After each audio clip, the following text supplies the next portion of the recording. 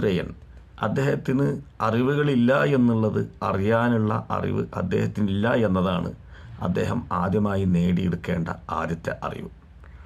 അതുപോലെ തന്നെ ഒരറിവില്ല എന്നുള്ളത് ഒരു കുറവേ അല്ല.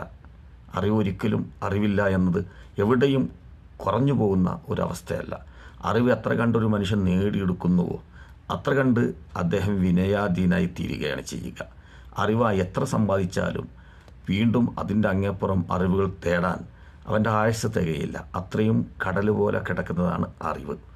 അത് ഗ്രന്ഥങ്ങളെ സമീപിക്കുമ്പോഴും ഖുർആനെ സമീപിക്കുമ്പോഴും ഏതൊരു ഗ്രന്ഥങ്ങളെ, ഏതൊരു മതഗ്രന്ഥങ്ങളെ, ഏതൊരു പ്രവാചകനെ, ഏതൊരു അറിവുള്ള മനുഷ്യരെ സമീപിക്കുമ്പോഴും എത്ര അറിവ് നമ്മൾ സംഭരിച്ചാലും അറിയാനുള്ള ദാഹമുള്ളവൻ ഒരിക്കലും അറിവ് നേടാത്തവനെപ്പോലെ, ഒരു കുഞ്ഞിനെപ്പോലെ സംസാരിച്ചു കൊണ്ടിരിക്കും.